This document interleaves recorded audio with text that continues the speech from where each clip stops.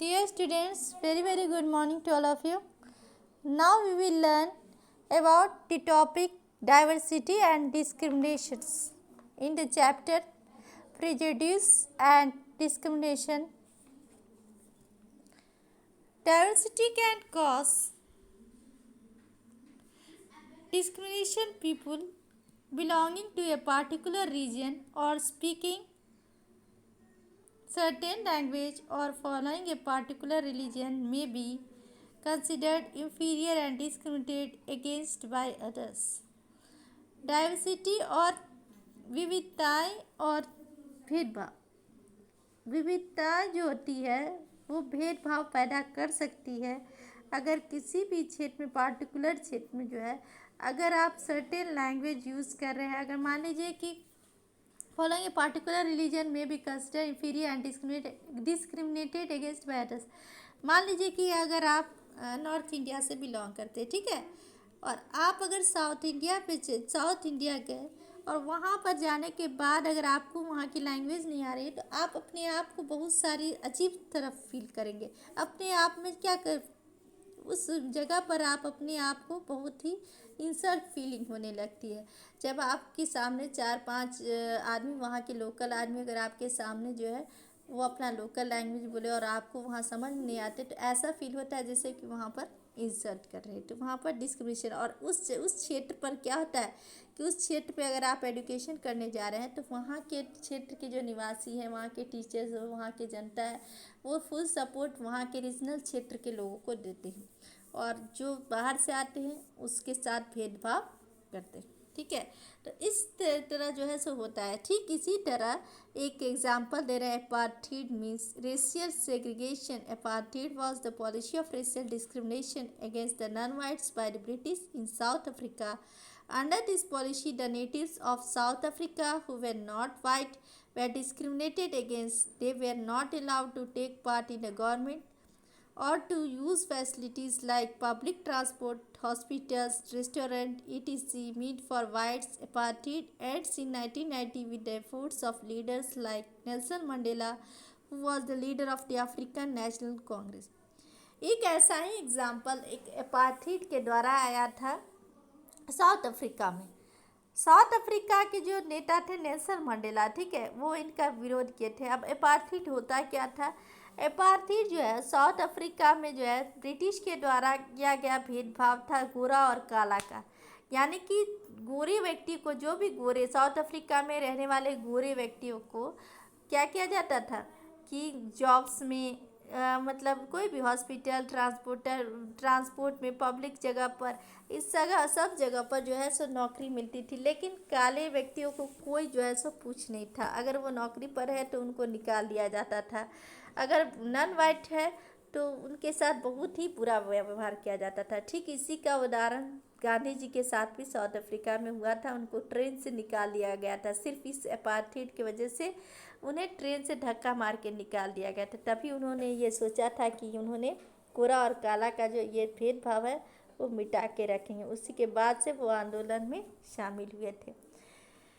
ये यहाँ के साउथ अफ्रीका के जो नेता थे नेल्सन मंडेला, उन्होंने इसके खिलाफ संघर्ष किया, लड़ा और बाद में जाके 1990 में उनको ये जीत हासिल हुई और वो वहाँ के राष्ट्रपति बने थे। इसके लिए उन्होंने 27 साल जेल में भी रहा था। ठीक है, इनइक्वलिटी एंड डिस्क्रिमिनेशन, किस तरह असमानता और भेदभाव में क्या संबंध है? देखिए, discrimination is primarily the result of a social bias. It leads to the denial of opportunities to people, leading them to backwardness. This also leads to inequality in the society. Discrimination contributes to conditions where certain people are not even given the basic rights to lead a dignified life, befitting a human being. Discrimination takes place on the basis of religion, race, caste, and gender. This is going on even today despite the modern societies flaunting their democratic status.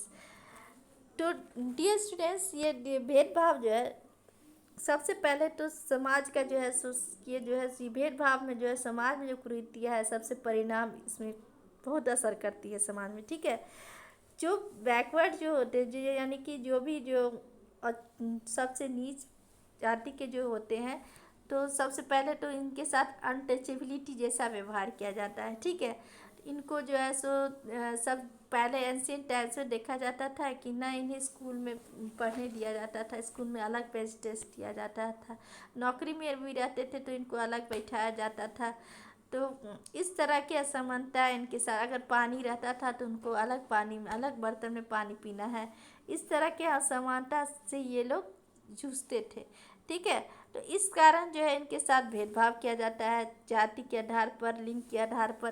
तो इस तरह इन्हें शोषण होता है। ठीक है, on the basis of gender discrimination commonly occurs. For example, in many families, parents generally discriminate between a boy and a girl.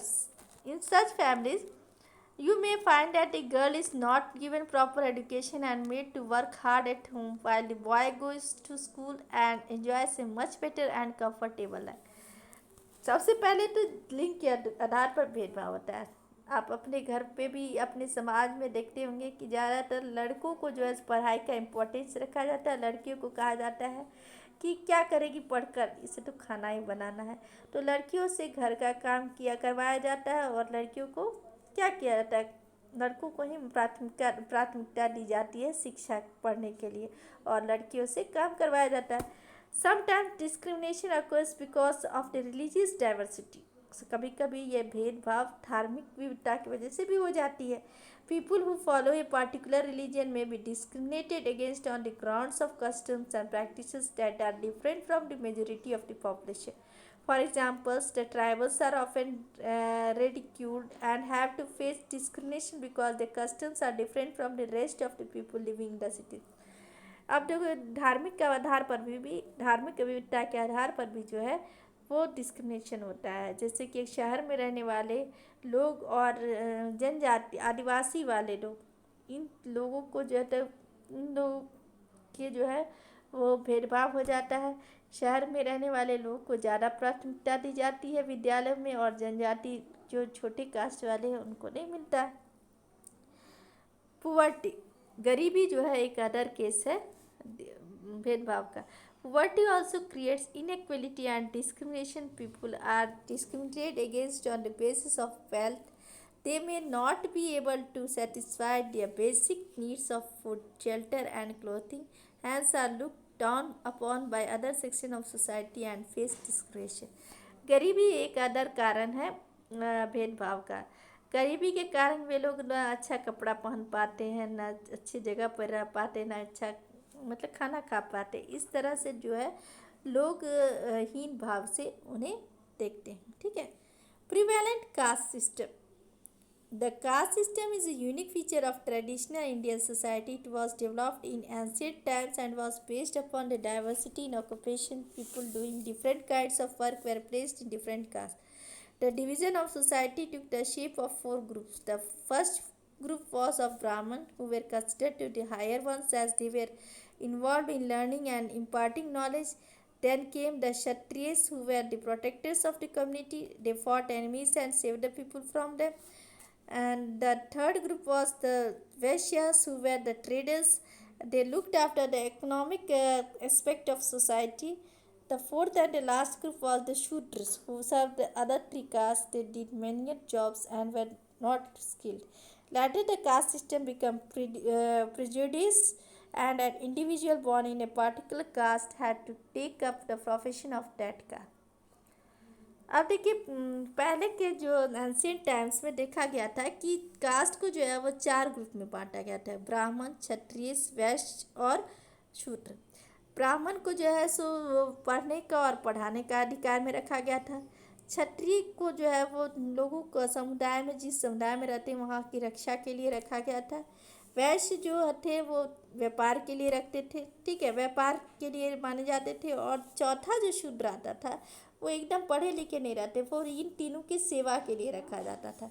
तो कहा कि मतलब कि जो सबसे नीच जाति के जो शूद्र थे उनको जो अगर उनके मन में पढ़ने की भी अगर भावना रहती थी तो उन्हें पढ़ाया नहीं जाता था, उनके घर में ये अलाउ नहीं रहता था। उनको यही कह के टाल दिया जाता था कि तुमको तो इन तीनों का सेवा ही करना है, तो पढ़ लिख के क्या करोगे। तो इसके बाद फिर बाद में धीरे धीरे जो है ये भेदभाव पक्षपात जो है जो अब जो है क्या हो गया, later the caste system become prejudiced and an individual born in a particular system. ये बाद में धीरे धीरे पक्षपात का रूप ले लिया। ठीक है, even if he did not have the required skills to do that work, as the stereotype continued, caste became hierarchical and the groups were divided into higher and lower castes.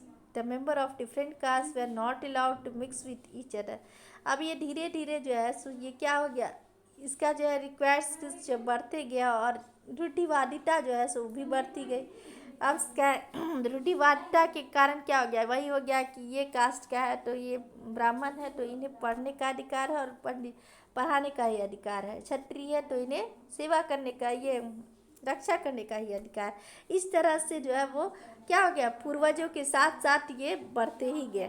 ठीक है, जैसे जैसे बढ़ते गया और वंश बढ़ते गया उस तरह ये बढ़ते ही गया। The caste place higher in this system discriminated against the lower caste. जो बड़े कास्ट वाले थे लोअर कास्ट से इसी तरह जो है भेदभाव करते रहे। द शूद्र और people belonging to the lower caste came to known as untouchable. ये शूद्र जो है वो बाहर में चल के अनटचेबल, छुआछूत वाला रूप धारण कर लिया। They were not allowed to draw water from public wells as और टू इंटर टेम्पल्स स्कूल सीटीसी। इन्हें जो है जो पब्लिक वेल्स कुआँ जहाँ पर लोग ज़्यादातर लोग पानी लेते थे वहाँ से इन्हें पानी लेने तक की इजाज़त नहीं थी। पानी लेते भी थे तो दूसरे व्यक्ति इनको बाल्टी में डाल देते थे, इनको छूने का अधिकार नहीं था। यहाँ तक कि मंदिर जाने का अधिकार नहीं था, स्कूल नहीं जाने का अधिकार था। इसके सबसे साक्षात उदाहरण BR अम्बेडकर भी ये तकलीफ़ को झेल चुके थे, जिन्होंने बाद में जाके संविधान में आर्टिकल 17 के तहत इसको हटा दिया था, छुआछूत। Mahatma Gandhi and many other work for their upliftment and call them Harijans. और महात्मा गांधी ने बहुत सारा इसके लिए जो है ये किया, उत्थान किए और इनको हरिजन, ये हरिजन कहलाए। The constituent refers to them as schedule caste while they call themselves Dalit. इस तरह जो संविधान जो है इसको अनुसूचित जाति में रखे जो इन्हें दलित कहा गया। आज इन्हीं के जो है सो दलित में ही जो है राष्ट्रपति रामनाथ कोविंद जो है इनके उदाहरण है। ठीक है, आज ये सब नहीं देखा जाता है क्योंकि संविधान में इन सब को हटा दिया गया है। छुआछूत, छोटे कास्ट या बड़े कास्ट, ये सब कुछ नहीं माना जाता है। In a recent survey in Tamil Nadu, it has come to notice that in tea shops at some villages, the two-glass system is still followed. Recent में आज भी तमिलनाडु के कुछ क्षेत्रों में पाया जाता है कि चाय की दुकानों में 2 अलग अलग गिलास रखा जाता है, एक बड़ी कास्ट के लिए अलग और छोटे कास्ट के लिए अलग। स्पेशल लोगों के लिए स्पेशल कप में दिया जाता है और छोटे कास्ट के लिए छोटे। ठीक है, अब आया इंडियन कॉन्स्टिट्यूशन एंड इक्वलिटी, भारतीय संविधान और समानता। The struggle for freedom against the British open the eyes of the people.